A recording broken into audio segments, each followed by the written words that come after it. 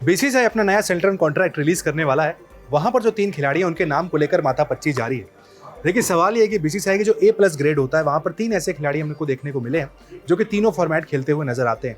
लेकिन यहाँ पर अब एक इंटरेस्टिंग मूव ये हो गया है कि देखिए साहब, रोहित शर्मा, विराट कोहली और रविंद्र जडेजा T20 फॉर्मेट को अलविदा कह चुके हैं, वो रिटायरमेंट ले चुके हैं। तो यहाँ पर सवाल ये है कि जो A+ ग्रेड है, यहाँ पर 7 करोड़ रुपए खिलाड़ियों को मिलते हैं, वहां पर वो उन्हीं खिलाड़ियों को रखा जाता है जो तीनों फॉर्मेट खेलते हैं। यानी एक तरीके से अब ये 3 खिलाड़ी तीनों फॉर्मेट नहीं खेलेंगे, एक फॉर्मेट से रिटायरमेंट ले चुके हैं। तो क्या ये जो 3 बड़े खिलाड़ी हैं भारतीय क्रिकेट के, उनको डिमोशन मिलेगा? वो A+ या B ग्रेड में आने वाले हैं। देखिए बीसीसीआई की जो मीटिंग से निकलकर खबर सामने आ रही है, वहां पर एक ऐसा पक्ष है जो कहता है कि नहीं भाई, इन तीनों खिलाड़ियों को, चूंकि इतना बड़ा ऑरा इनका है कि A+ ग्रेड में इनको रखना चाहिए। यानी 7 करोड़ वाली जो रेंज है वहीं पर ये तीनों खिलाड़ी दिखाई पड़ने चाहिए, इनको डिमोशन नहीं देना चाहिए। जबकि मीटिंग में इसी को लेकर विवाद चल रहा है कि साहब, जब अगर वो तीनों फॉर्मेट नहीं खेलते हैं तो कैसे वो A+ ग्रेड में हो सकते हैं। उनके अलावा बुमराह वहां पर नजर आते हैं, जो कि अभी फिलहाल जो पिछला सेंट्रल कॉन्ट्रैक्ट था, इसके अलावा A+ ग्रेड में कोई खिलाड़ी नजर नहीं आता है। सवाल यहाँ पर ये बना हुआ है कि इस बार जो नया कॉन्ट्रैक्ट आएगा, क्या इस बार वहां पर रोहित, विराट और जडेजा A+ ग्रेड में दिखेंगे या फिर इनका डिमोशन होगा। इसके अलावा कुछ और खिलाड़ी जिनके नाम पर चर्चा लगातार जारी है। याद कीजिए पिछली बार जब सेंट्रल कॉन्ट्रैक्ट आया था तो 2 खिलाड़ियों के नाम पर चर्चा हुई थी जिन्हें बाहर कर दिया गया था। एक श्रेयस अय्यर थे, एक ईशान किशन थे।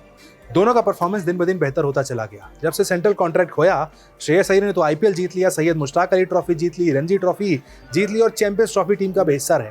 प्रदर्शन शानदार रहा है, वहां पर शानदार बल्लेबाजी उनके दम पर की है।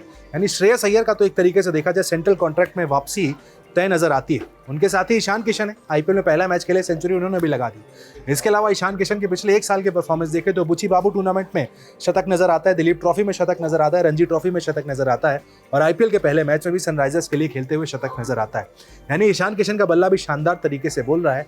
डिसिप्लिन के जो इश्यूज थे, जो गलतियां उनसे हुई थी, उसे नजरअंदाज करके उन्हें फिर से एक बार सेंट्रल कॉन्ट्रैक्ट में लाया जाएगा या नहीं, ये एक चर्चा का विषय बना हुआ है। जबकि कुछ और खिलाड़ी जिनका सेंट्रल कॉन्ट्रैक्ट जाता हुआ नजर आ रहा है, उसमें ऋतुराज गायकवाड़ नजर आते हैं, जो कि हाल फिलहाल में बहुत ज्यादा खेले नहीं। रजत पाटीदार नजर आते हैं, शायद उनका भी सेंट्रल कॉन्ट्रैक्ट चला जाए क्योंकि काफी लंबे समय से टीम से बाहर है। इसके अलावा रविचंद्रन अश्विन, जो कि क्रिकेट से उन्होंने रिटायरमेंट का ऐलान कर दिया था ऑस्ट्रेलिया दौरे पर, वो भी अब सेंट्रल कॉन्ट्रैक्ट का हिस्सा नहीं होने वाले हैं। पहले वहां पर टीम के A ग्रेड के खिलाड़ी हुआ करते थे, उनको भी अब कॉन्ट्रैक्ट में नहीं रखा जाएगा। इसके अलावा जायसवाल है, जिनको प्रमोशन मिलने की उम्मीद की जा रही है कि शायद उन्हें अब एक बेटर A ग्रेड में डाल दिया जाए, क्योंकि अब सारे फॉर्मेट्स वो खेल रहे हैं टीम इंडिया के लिए। तो जायसवाल वो खिलाड़ी हो सकते हैं जिनको प्रमोशन मिल सकता है। इसके अलावा जैसा हमने कहा कि बीसीसीआई इस बात को लेकर सोच रहा है कि रोहित, विराट और जडेजा को A+ में रखा जाए या फिर उन्हें डिमोशन दे दिया जाए। वैसे आपका क्या मानना है, जो पूरा मैटर है डिमोशन और प्रमोशन का, क्या A+ में होने चाहिए तीनों खिलाड़ी या A में होने चाहिए? कमेंट सेक्शन में आप बता सकते हैं।